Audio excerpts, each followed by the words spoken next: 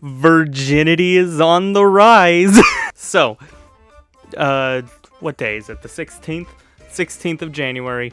Nintendo Switch 2 was announced. What a wet fart of an announcement. Okay, so let's be real here. The announcement was actually pretty good. Before I even get into my thoughts on it, the announcement is pretty good, but it was a bit tampered by the amount of leaks coming out. There were so many leaks. And, like, this is nothing new for Nintendo. The patents for the original Switch were leaked. I think the Wii U was leaked. Maybe the 3DS was leaked. I'd have to look that up. I hope we find out the project name one day, because I want to type it into that, like, Wario World website we find all those leaks from. Regardless, there were so many leaks. The controllers leaked, the design leak. The reason I made my original Big Deuce video on Switch 2 speculation is because there were so many leaks coming out at the time that I was like, well, there's no way they're not releasing it soon. 3 months later. Yeah, Nintendo let so much garbage get out. Now, that doesn't mean that, like, there weren't stupid fake leaks. You ever heard of the Nintendo Bits? What the fuck? Today, once again, there were more leaks. This time from, like, Puro and, like, some other guys. You know, the big dogs in Nintendo leaking. Oh, what a prestigious title. They were all saying that something was gonna come out today. And lo and behold, we got a trailer for the Nintendo Switch 2. What a boring name. I believe in my Big Deuce video, which I probably should have rewatched to refresh my memory, but, like, yeah, I said it's gonna be Switch 2, but, like, don't tell me in the back of the mind you weren't, like, hoping for some shit like the Nintendo Switch U, or even just not the Switch. That's kind of like the aura around a lot of this. With a lot of other Nintendo consoles, like, they are vast departures from, like, the previous one. Like, even, like, we've had, like, the NES to the Super Nintendo. That's just a direct upgrade. But then, like, from that point forward, it was like from that to the DS was such a monumentous jump. So much so that Nintendo pretended that it was not the successor. Why did they do that? The jump from the SNES to the N64. The huge jump, completely different ballpark.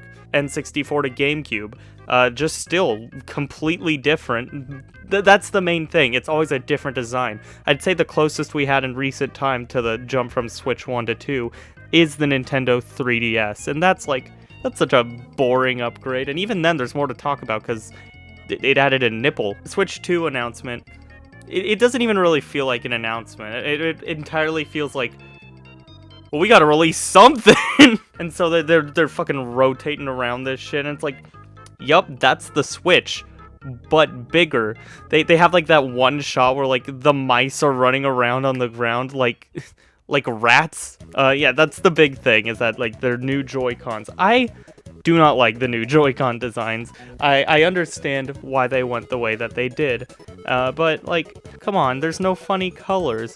I picked up the red and blue Switch when I eventually bought mine. I like the funny colors. I don't like those creeps that buy the solid gray Switch. You're a freak if you do that. For the Switch 2, they like got rid of all the color outside of, like, hiding underneath the, like, joystick.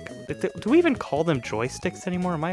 Whatever, underneath the stick, and, like, on the, like, latching mechanism, which,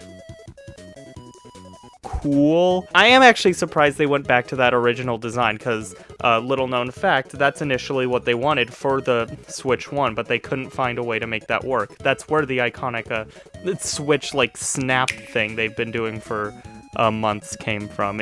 Seeing it in action, it's like, wow, that looks fine. Like, it's not like a substantial enough change for me to care. On top of that, like, the mechanism in which it locks in looks like, I'm gonna see that, like, having some nightmare repairs. I'm gonna see people ripping that out of the Switch. And that's the thing, like, the Switch 1 had the little button on the back to release it, but even when it was broken, because I definitely broke mine, it still was functional on the Switch. And of course, there's also the concern of, like, why a Switch 2? And that with all the leaks we've gotten, it's pretty clear it's gonna be a substantial bit more powerful than the original Switch. I forgot he was back there. It's gonna be a bit more substantial than the regular Switch, and that's cool, but like, I don't really care.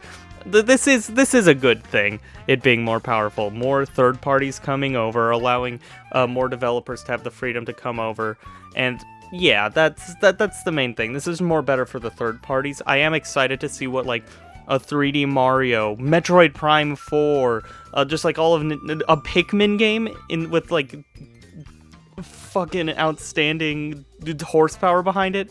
Might be like one of the best looking games of all time, but I mean, Nintendo has never been the graphics company, so it's like never been my concern either. I do own a Steam Deck, and I mean, I like it. I use it for all my PC gaming just because I own a shitty gaming laptop that doesn't run games. The Steam Deck is a great thing for that, and seeing that like the Switch 2 is going to be like a little more powerful from what I've heard. Yeah, like I am excited, but I also like I don't really care that much. I'm just more excited to see what games they come up with. And that being said, the games already today, because I'm recording this on the date of the release. Well, even before today, we had like one confirmed game for the Switch, and it's the fucking remake of Yooka-Laylee. Who gives a shit? So, when the remake of Yooka-Laylee was announced, they had, like, all the modern systems, Xbox One, PS5, and then it just had Nintendo, and so that was everyone's being like, oh, so that's coming to Switch too. Lo and behold, it's coming to Switch too. But already today, I'm seeing, like, a ton of indie developers and third parties being like, okay, yes, now we're allowed to say it. We're putting that out. And that's like kind of the whole point of the trailer, is what I feel is like a lot of contracts were expiring around this time. I think Nintendo expected to be a lot more prepared for this reveal than they were. But given certain circumstances, be it like within the company or outside, it's taken a lot longer for them to show than they expected. So a lot of contracts have been expiring in the past like couple months, and then like I think right about now is where the deadline is, where like the floodgates are gonna open and everyone's gonna be leaking it. So this trailer was kind of slapped together. The one thing that I actually do care about is what was shown. Mario Kart 9, or 10 if you want to be technical. Nintendo considers Mario Kart Tour, the mobile game, the successor to Mario Kart 8, which... Dude, I'm so excited. It looks like they are actually using the Switch's better capabilities for that, making the Switch to have the new Mario Kart game. What? That was not a sentence. The new Mario Kart game is gonna have 24 racers, it's theorized at this point, and oh my god, it looks so much better. On the first watch through, most people I know were like, that's just Mario Kart. That's just Mario Kart 8 again. But like, you look at it closer and it's like, wait, Mario looks stupid and fat like he does in like the N64 games. Donkey Kong looks like the fucking Illumination movie and like old promotional material, and it's nuts. They put in so much like shit in there. They're really working to redesign all these characters to be more appealing to me. The Mario Wonder influence is obvious. There's even like, I don't know if you noticed, there's a little sneaky Wonder Seed hiding under that Yoshi like diner. I don't know what that means, but I'm like excited. I hope that makes like cool track gimmicks come out. But also, they're like redesigning everyone. You look at Princess Peach and Wario, and they look closer to how they did in Mario Kart 64 than any of the modern games. And this is just like a thing Nintendo's been doing with these characters now, where coming out of the Wii era, a lot of people were introduced to these characters with their, what I want to say is their modern designs, to like akin it to Sonic, where it's like, this is just the character in 3D. This is what they would look like. This is Super Mario in 2008. He's got a tribal tattoo, bitch. I think that's like the design people were used to. So they stuck with that. They never really thought to like reevaluate that. The closest I think they ever got to reconsidering the design for Mario was in Mario Odyssey, and that all they did there was like made his individual mustache hairs visible, and like you could really tell he was wearing denim. But after that game, they really put in like a lot of effort into making them more cartoony, which I appreciate more. As much as I love to see what Super Mario in real life 2014 looks like running on a Nintendo console, I would much rather it look like the games I grew up with. Despite growing up during the Wii generation, I grew up with an N64 and a NES and a Super Nintendo fake console, and that is the era of Mario I grew up with. So this like pudgier, fatter Mario is what I'm used to. I'm also just happy they're like redesigning Donkey Kong. Yeah, that's pretty much my general thoughts on the Switch. What am I doing? What is this like? What is this like your dad about to give you the talk pose? What is this? I'm very excited for Switch 2, not for the console, but instead for the games. General opinions? Very excited.